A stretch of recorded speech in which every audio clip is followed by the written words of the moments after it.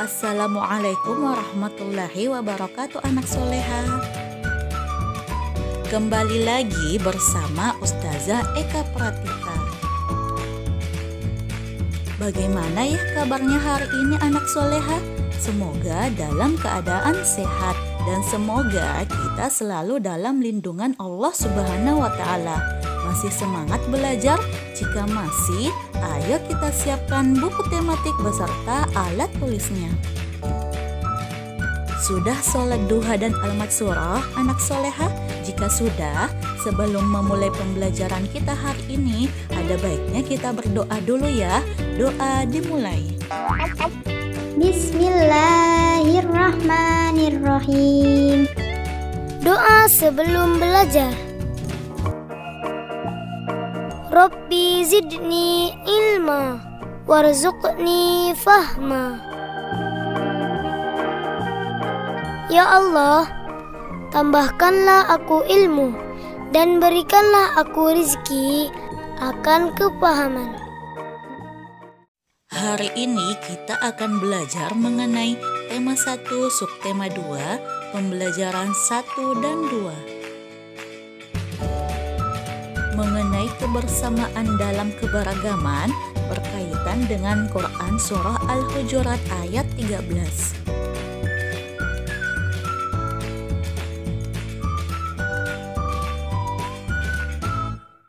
Adapun tujuan pembelajaran kita hari ini yaitu pada pembelajaran 1 kita dapat menentukan gagasan pokok dan gagasan pendukung. Kemudian kita dapat mengetahui sumber bunyi dan fungsi bagian telinga. Setelah itu kita dapat menceritakan pengalaman kita bagaimana kita bersikap toleransi dan kerjasama.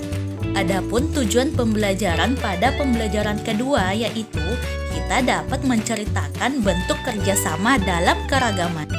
Kemudian kita dapat mempraktikkan gerak dasar tari dengan formasi dan iringan musik. Ayo kita simak baik-baik penjelasan Ustazah ya.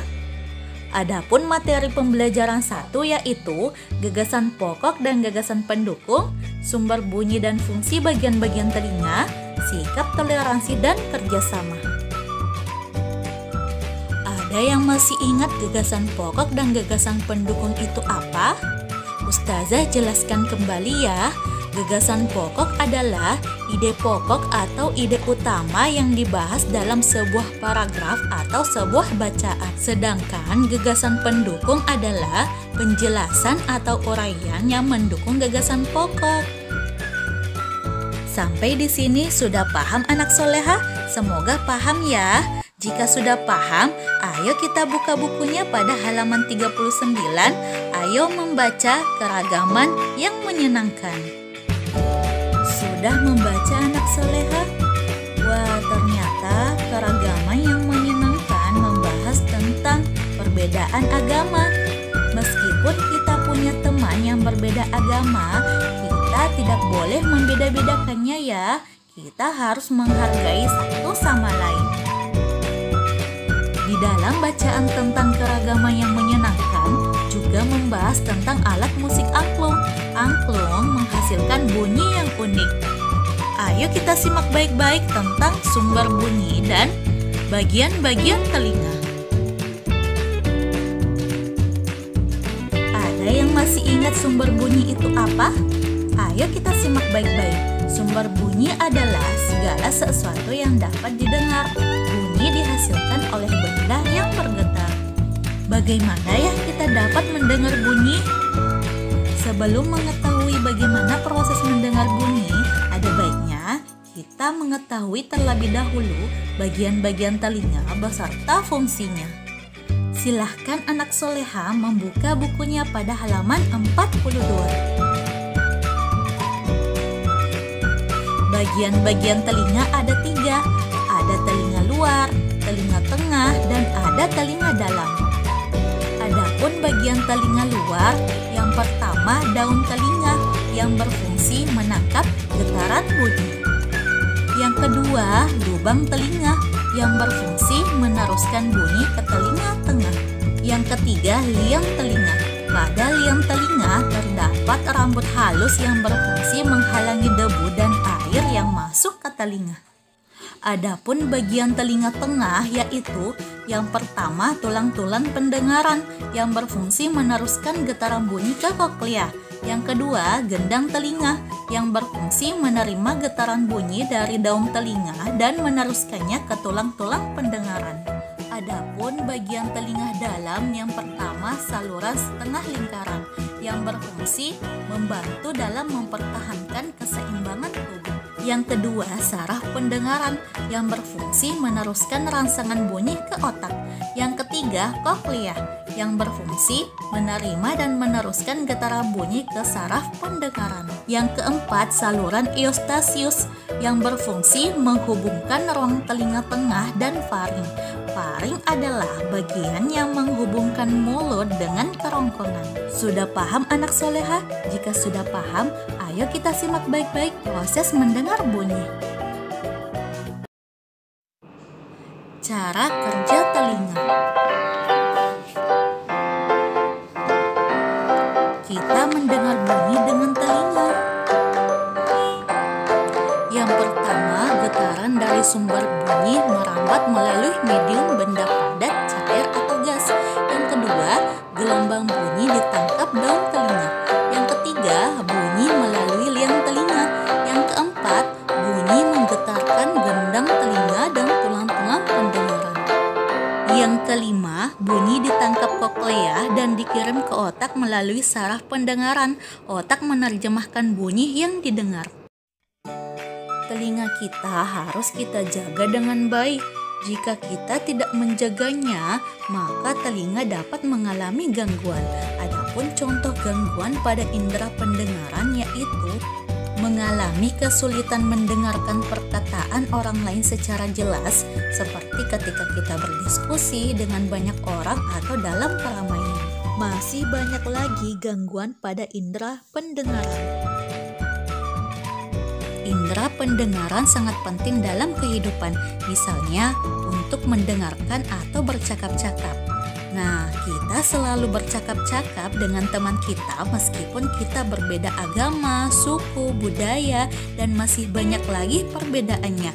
Sekarang kita ingin belajar tentang sikap toleransi dan bekerja sama.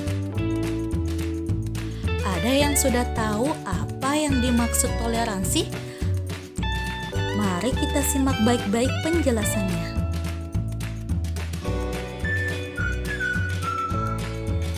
Toleransi adalah suatu sikap saling menghormati dan menghargai antar kelompok atau antar individu atau perseorangan, baik itu dalam masyarakat ataupun dalam lingkup yang lain.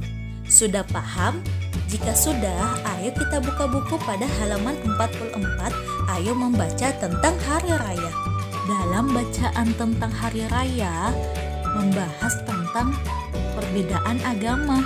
Jadi, meskipun kita berbeda, kita harus saling menghargai atau bersikap toleransi. Sudah paham? Jika sudah, ayo kita lanjut pada pembelajaran kedua. Adapun materi pembelajaran kedua yaitu bentuk kerjasama dalam keragaman dan gerak dasar tari dengan formasi. Ayo kita buka bukunya pada halaman 47. Ayo membaca tentang perayaan 17 Agustus. Dalam perayaan 17 Agustus ada berbagai macam perlombaan. Dalam mengikuti perlombaan, kita membutuhkan kerjasama yang baik. Apa sih itu kerjasama? Mari kita simak baik-baik. Kerjasama adalah saling membantu. Pekerjaan yang berat akan terasa lebih ringan karena adanya kerjasama. Seperti kata pepatah, berat sama dipikul, ringan sama dijinjing. Ayo kita perhatikan pada gambar A dan B. Pada gambar A, kerjasama saat ulangan. Apakah kerjasama saat ulangan termasuk perbuatan yang baik? Jadi tidak ya, kita tidak boleh meniru kerjasama saat ulangan. Ini perbuatan tidak jujur. Pada gambar B, kerjasama membersihkan kelas. Apakah ini kerjasama yang baik? Nah, ini baru kerjasama yang baik. Kita boleh meniru pada gambar B. Sudah paham anak soleha tentang kerjasama? Jika sudah, ayo kita lanjut.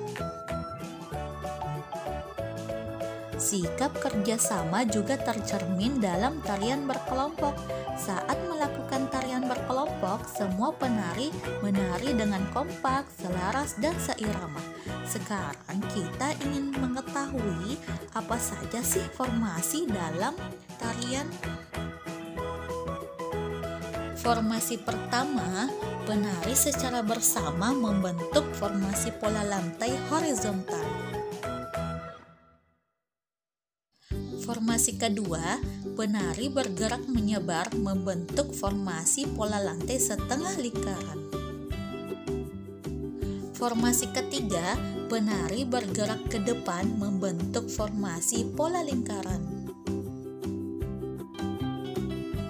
Formasi keempat, penari bergerak menyebar dan saling berpasangan. Bagaimana anak soleha, sudah paham materi hari ini? Jika sudah paham, alhamdulillah ya. Semoga dapat diaplikasikan dalam kehidupan sehari-hari. Jadi Ustazah tutup materi hari ini dengan membaca doa kafaratul majelis. Tetap semangat belajar ya. Lebih dan kurangnya mohon dimaafkan. Assalamualaikum warahmatullahi wabarakatuh.